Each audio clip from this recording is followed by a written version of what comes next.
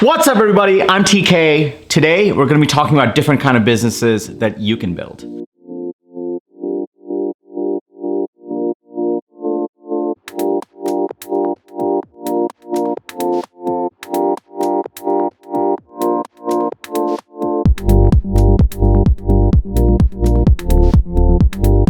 In my last episode, I laid out this framework that I always like to use with entrepreneurs to figure out the idea for their business.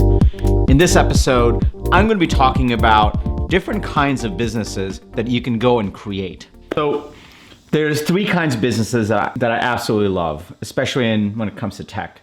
First one are e-commerce businesses. The other two are both software businesses. They're both software as a service.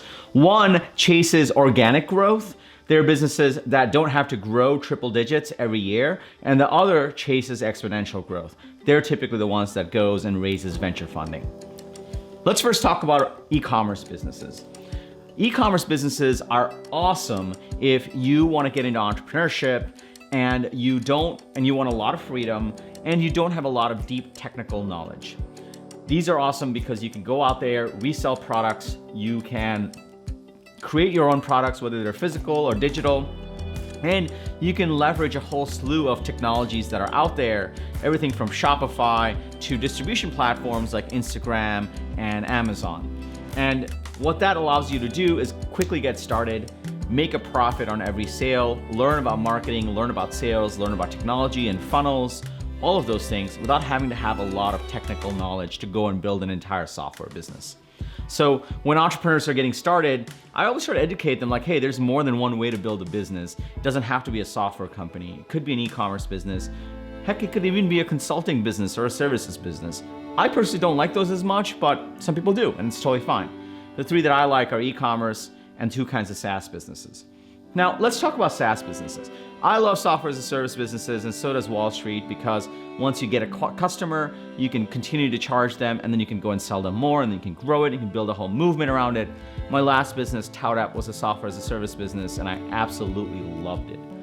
The key here, though, is just because you're building a software business, just because you're building a SaaS business, whether it's a web app or an iPhone app or whatever it is, that doesn't mean you have to go raise money. The two questions that I always ask entrepreneurs as they're developing their idea is, number one, how much money is already being spent in this general space? And some people refer to it as TAM, total addressable market.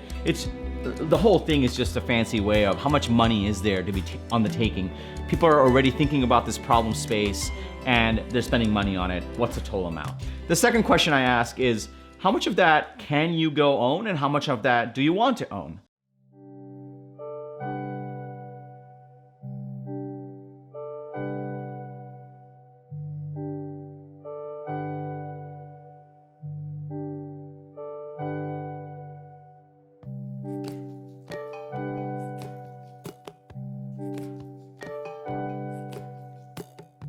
If the answer to question number one and number two lead to a multi-billion-dollar answer, then I usually say, okay, go chase the SaaS exponential growth route, go raise money, go as fast as you can go big. Now that's only if it's already a massive market size and you think you can go and capture it. You've got something unique enough, different enough, you think it can displace the current players, go raise a bunch of money and go displace it and take that money. That makes a ton of sense. Now, there's going to be other cases where the market is huge, but the entrepreneur is not interested in going and taking it all. That's also okay. Some people refer to these as lifestyle businesses. I think that's just silly. You can make a ton of money going after a massive space and owning a certain percent of the market with a really low profile.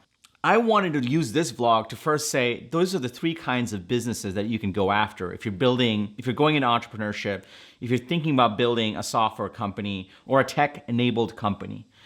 It just depends. And don't just think you have to go raise money and then you have to go after and do it a certain way. There's so many different kinds of businesses that are out there. I just shared three ways that I just like doing it.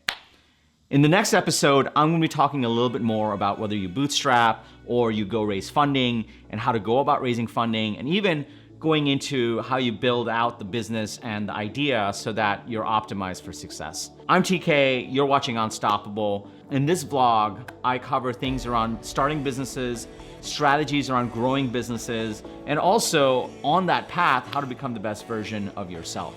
Thanks for watching. If you liked this episode, make sure you hit subscribe so you get notified about the next episode that comes out. I do one weekly. And also, if you liked it, make sure you post in the comments on what you liked about it, what you didn't like about it, whether you agree, disagree. I really want to engage. Let's talk. And lastly, feel free to email me if you want advice on your business or just compare notes on things that have worked for you that maybe I can represent in my blog. My email is tk@getunstoppable.com. See you next time. Thanks for joining this time.